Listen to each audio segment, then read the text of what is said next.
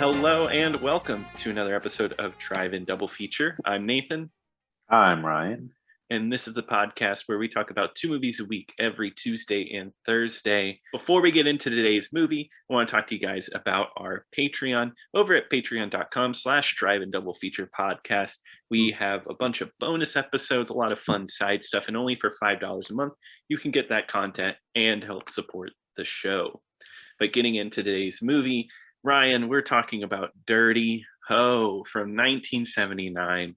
A Shaw Brothers movie. We actually may have a Shaw Brothers double feature coming up. Yeah, Shaw Scope. But yeah, Dirty Ho is a martial arts kung fu movie, which we haven't done one of those since what episode is that? Episode 3? Well, like Police 4, Story. Yeah, something like that. Yeah, a long time ago. So it's about time that we return. So I'm excited to get onto this, and I'm not gonna lie to you, I may have picked this movie because it had a funny name. That's about it. But you know what, I got a pretty awesome movie. Dirty Ho rocks. It was very enjoyable. Yes, yeah, it was a lot of fun. This is more of a lighthearted martial arts movie. It has more of a comic side to it. Yeah, it's more of like a buddy martial arts movie, kind of. Yeah, you know what, you're right. This is like the precursor to like Lethal Weapon and something like that. I would like to point out, I know it is funny to call it Dirty Ho, but the actual Mandarin pronunciation is actually Dirty Huh. Dirty Huh? Oh, yeah. Dang. Oh, okay. But I guess I gotta keep calling it that. No, I wouldn't want it to be called anything else. Yeah, no. You know, as soon as people are picking up this Arrow set of all of these movies, that's what they're saying in their head. That's the first one they put in their Blu-ray player. Yeah, of course. Like, oh, I accidentally got something a little filthy. They just start rubbing their hands. And then come to find out it's just a martial arts movie. It's like, darn. Mm-hmm. But yeah, so we watched this on, or at least I watched it through the Arrow player, but you actually had this one on Blu-ray, right? Through your box set. So how is that box set? I just want to ask. It's very good. There's this one was was on the same disc as another movie, and the other one was kind of like a comedy, sort of, and this one's also sort of like a comedy too, a little bit. So it made sense. And it came with a video essay about a Asian film historian, like talking about it. So it was really good. It was not a ton of special features for this one, but it was decent. Okay, cool. Well, it's always nice to hear. I mean, I guess in the box sets, I feel like a lot of these companies may go a little bit away from a bunch of special features to just throw a bunch of movies in there. The box looks nice. I mean, if we were to have a show where we described what the box art looked like on a podcast, you know, that I would rate it very highly. You would rate it very highly? Okay, cool. To get it Dirty Ho, or Dirty Ho, as us Americans want to say, is the story of a prince who is actually in disguise. He's kind of posing as a jewelry dealer, and there's a bunch of people who want to assassinate him. So the whole plot of this movie is that he has to pretend that he is not a martial arts master prince, and everything he does is kind of a subtle kung fu move. So that's the running gag throughout the whole movie, which I think is funny at first, but what keeps it strong throughout is kind of the mastery that goes into this subtlety. They do a lot of events. There's a lot that goes into it, but there's just so many small motions and little things throughout this that I think this whole plot setup, it's just really funny and it works. I wanted to ask you, did you notice who played the prince? I don't know his name, but he's in Kill Bill, right? Yeah. Gordon Liu. Okay, yeah. I mean, I recognized him right away because I'm like, Quentin Tarantino, I love yay! Tarantino. Yeah, but no, he plays the I don't even. He has two roles. Does he? Yeah, he's the gang leader for the Yeah, crazy 88s. So he has like that's right. the little bandit mask, and he's bald with a sword. And then I forget what is, but he's also the Chinese martial arts master that he trains the bride. Yeah, that's who I remember. What the part I really remember him for, because those scenes are amazing in that movie. But no, Never seen it. All right, I guess Kill Bill is next week. No, we're moving into Tarantino. Who? We're really underground director. But yeah, I mean, this movie has a lot of weird setups. Actually, what I find interesting and kind of threw me off at the beginning of the movie, the opening title sequence, there's like this huge fight in this white room that's kind of like, setting up the movie, and then it has nothing to do with the rest of the movie. It's like, oh, hey, look at this cool stuff we can do right from the start. I was wondering that too. I was like, is this like a setup scene or something? But really, it's kind of I guess like a recap of the movie before it happens, or like a teaser, because they start fighting, and then at the end he bows to the other guy and he says, "Master." Yeah, and I think about it like there's a whole sequence where they shoot arrows at him, just like later in the movie. So I mean, I guess it's a cool set piece, and I think I know why they did it, because I think the first, I'd say 15-20 minutes of this movie is a bit slow. I think it takes a little bit to get started. There's not a lot of action, so I think they threw that at you to kind of, get it going a little bit, so you can kind of settle in for the first little bit. Yeah, it does start out really slow because it's not really, well, kind of one of the characters, the one that's not a prince, he's the guy named Ho. He's kind of like the hothead. He's like a real young hothead type of character, and he likes to start getting into fights, and it starts showing you like where he tries to attack the prince character, but the prince character uses martial arts to kind of dodge these attacks, but he's kind of like using it like, oh, I'm just really lucky, or like I was able to get away accidentally, because he gets thrown off of a ledge and he just does like a perfect somersault and lands on a guy's shoulder, and he's like, oh my goodness, how did I end up here? Wow, so lucky. Yeah, there's something about it I love. Like a little bit later in the movie, he gets attacked, and there's like this musician there, and he's pretending that like that's his bodyguard. So like through his kung fu moves, he like grabs her and uses her hands to somehow block every hit that comes at him. He's like, wow, you're such a great disciple. Great job. You're blocking each of these moves with ease. And it's just doing that the whole time. It's silly. Yeah, it's great, because he's just like, oh, I never would have foreseen you to have these powers before and this ability. And he's like getting her to like hit this guy and beat him up, and the Ho, he's like totally baffled. He's like, huh? Like, how am I getting beaten up by this girl? No, I love that this character, he even becomes like, our main character, he ends up having the prince as his master. And for a long time, he doesn't realize like that this guy actually has powers, even past a certain point. He even becomes annoyed with him.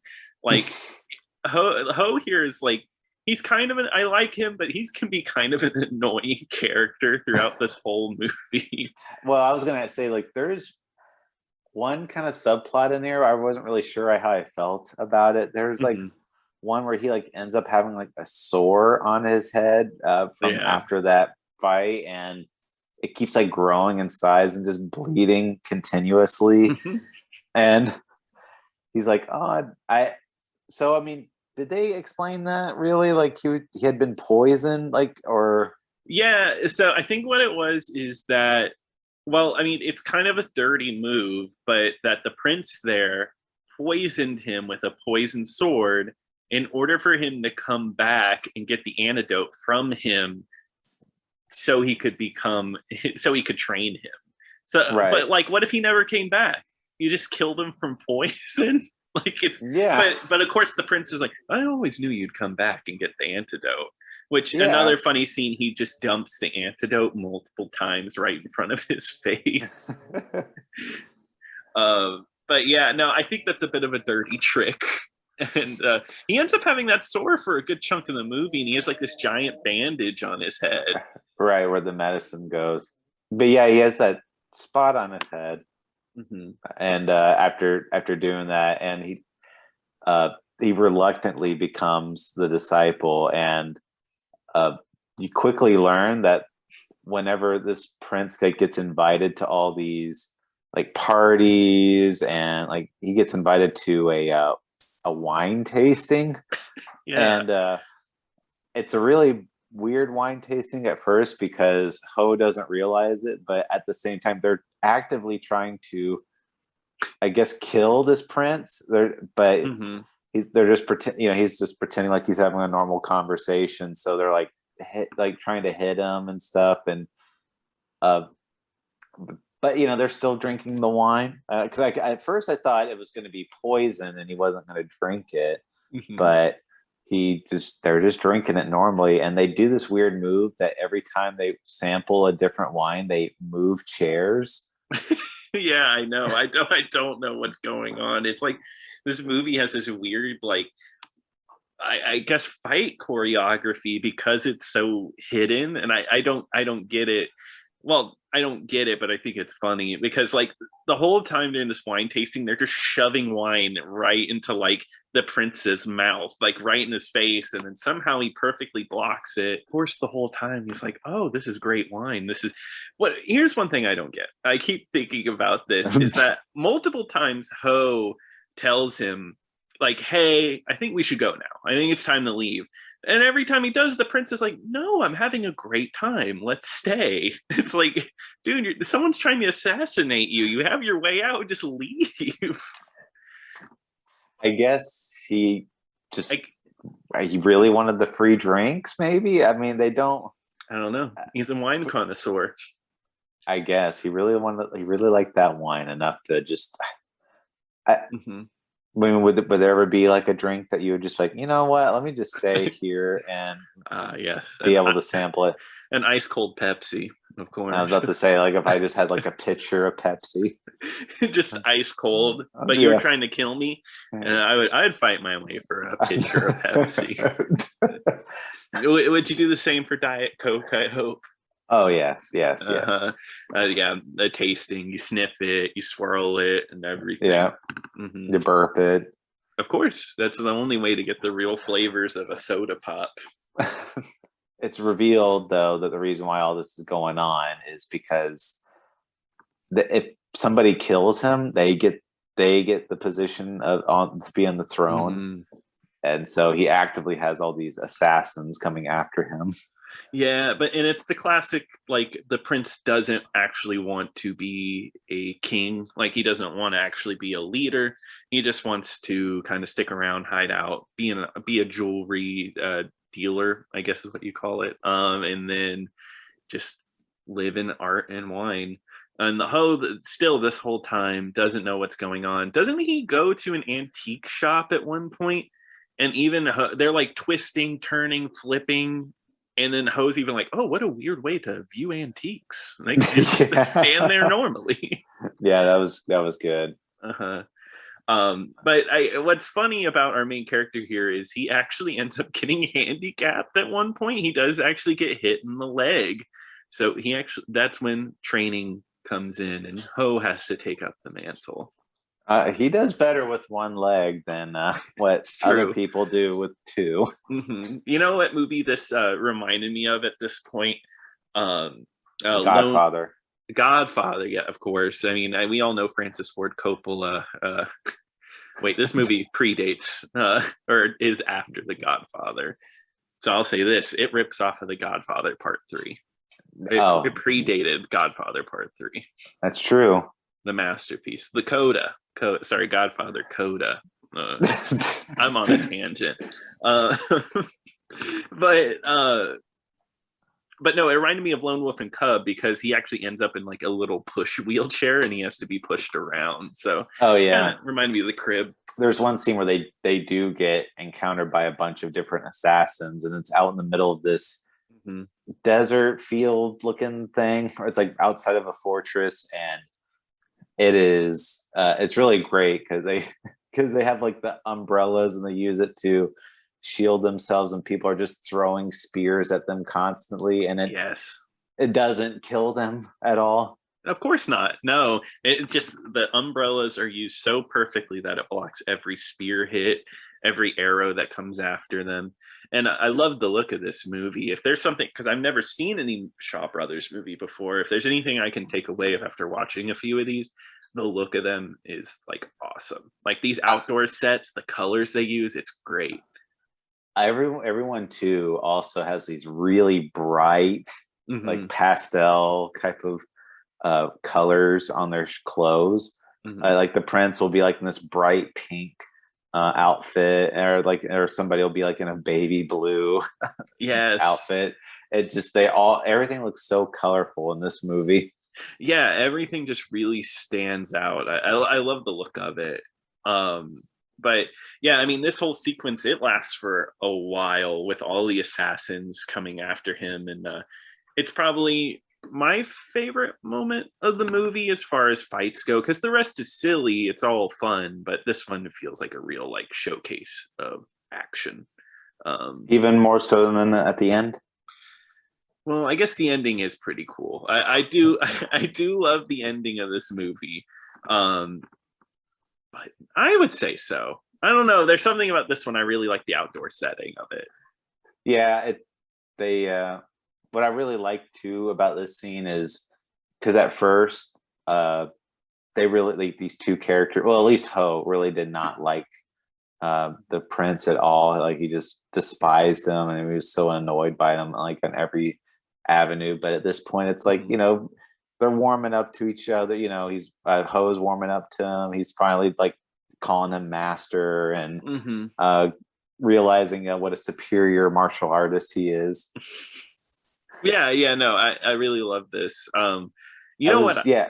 I was just getting really invested in the relationship. Oh, you were? Too bad the movie was ending pretty soon after that.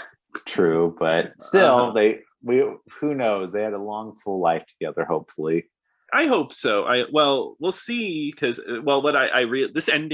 this movie is added to the Drive and Double feature catalog of movies that end very suddenly.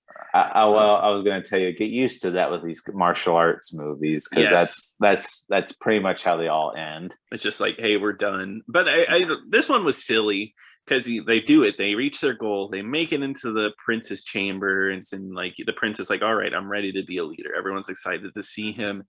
And then I forget, what did Ho says something to him, right? Well, he's the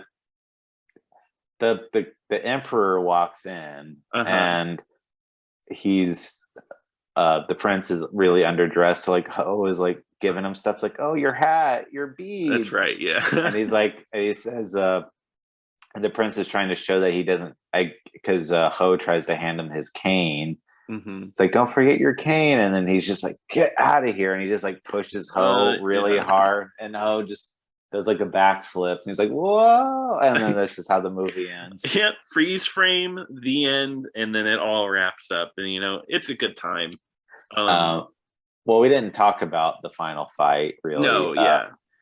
So I wanted to touch on that. Yeah, go ahead. Yeah. It starts out with they're pretty much teaming up. So Ho and the prince, like Ho's doing all the heavy lifting, and but the prince is there, kind of adding support, and he's just like standing in the back, and he's helping use the cane as a weapon. There's a pole fighter. There's a guy that's using like these, I guess, like these axe blocks or something or other, but like the one guy gets hit like right, like smack dab in the eyes, and he just leaves like this like red mark like right across his eyes. Yes, yeah, I love that. No, I mean, there's something about like the use of blood in this movie, or in like it's very, when it does it right, and I don't think it's overused like in that moment. So it's very striking when it does happen. They do that a lot in the 70s. Like in the 70s, I really liked the blood effects back then because they never used realistic blood colors. It was all these like bright red. So like they'd get hit in the stomach and it would just be like a fountain of just like this Kool-Aid. Perfectly red, like with no because blood is very viscous and has like all these dark colors in it and in real life, but they did it's just like it's like bright color red. Yeah, no, I love that too. I just wish it was CG. That's what I was thinking. Well, yeah, they wouldn't have any mess to clean up afterwards, so that would help out the crew. That is true. You know what? Maybe is that why CGI blood's a thing? They don't have to clean up afterwards.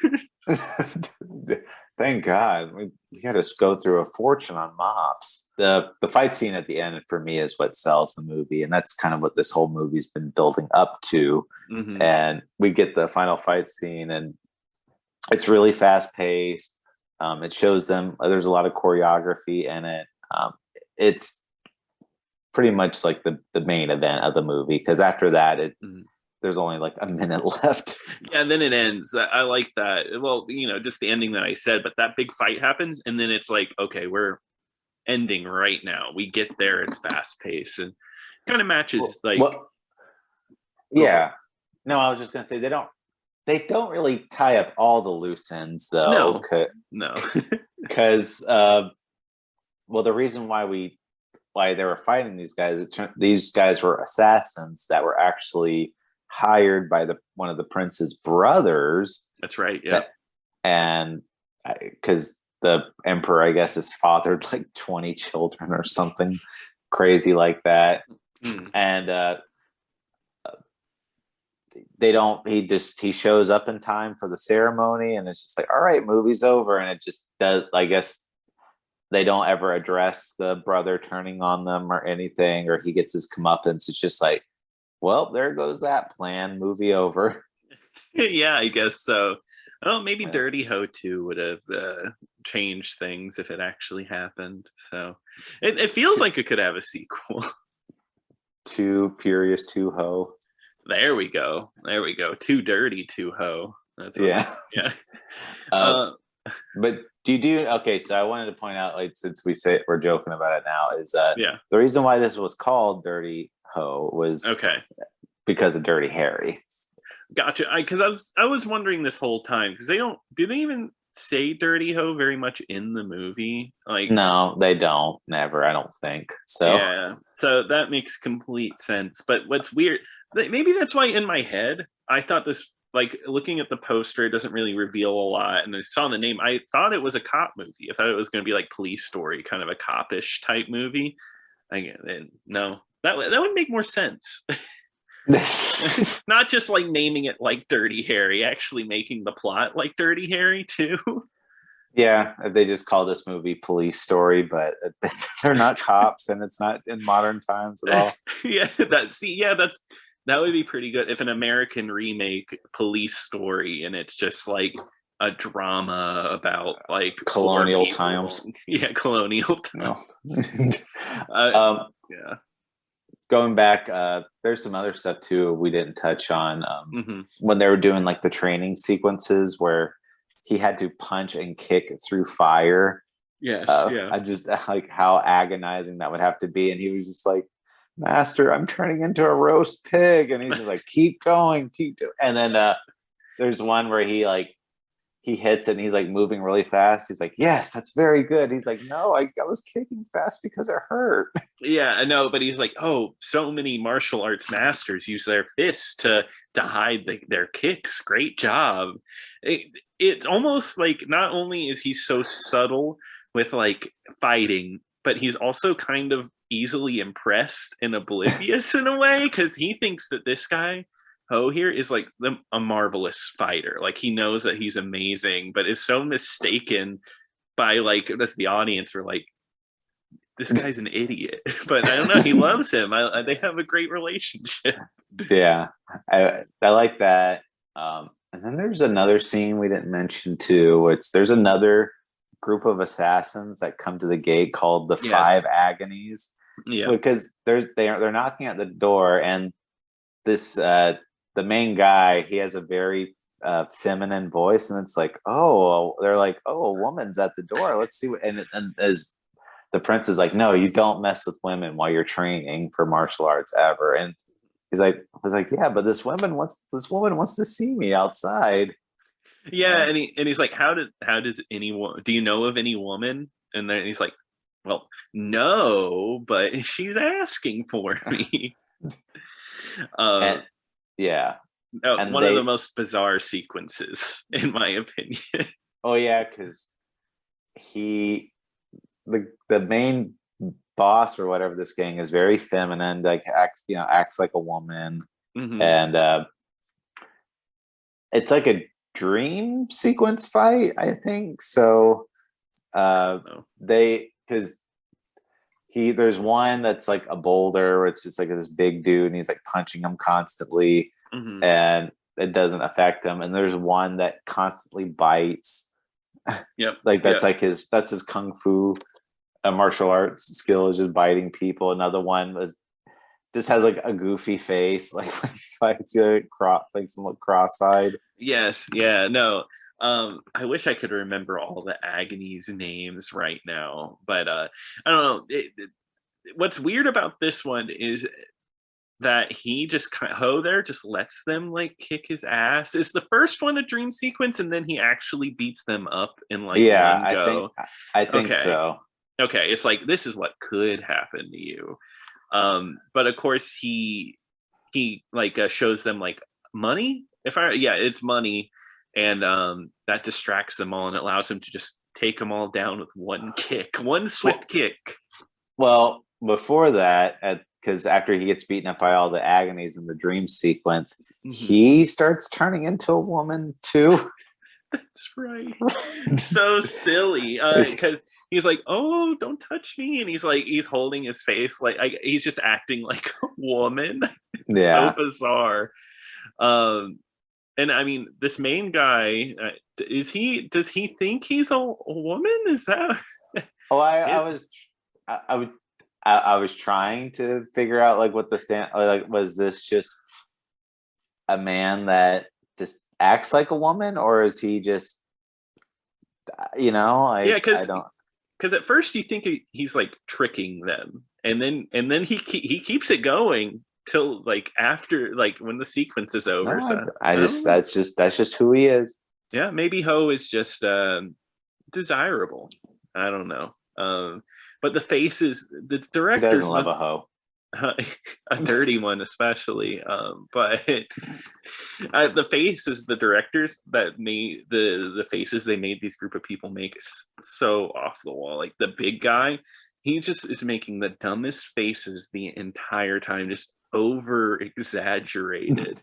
And the guy who's always crying, he's always got the crying face going on too. Yeah, the one that's constantly cross-eyed. This movie definitely, now that I think about it, feels kind of episodic in a way. Like there's moments like this, like kind of scattered throughout the whole movie. It's like a bunch of set pieces and silly moments kind of all patched together. No, I mean there's like a very thin plot line carrying it all together, but there's no like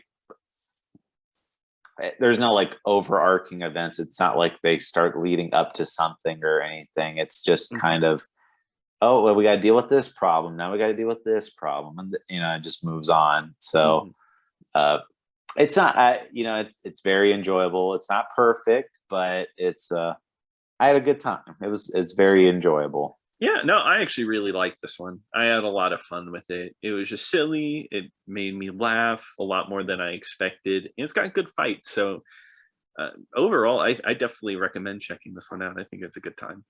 Yeah, definitely. I'd say check it out. Yeah. But Ryan, what are we going to be covering on Thursday?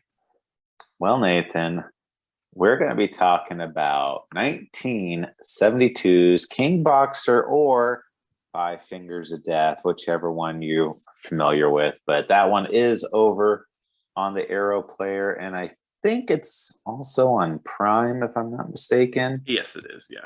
Yeah, so it's also on Amazon Prime where you could check that out there too. All right, sounds good. Well, if you want to send us an email, you can email us over at driveindoublefeaturepodcast@gmail.com. You can also check us out on Twitter at DIDFpod. But until next time. Until next time.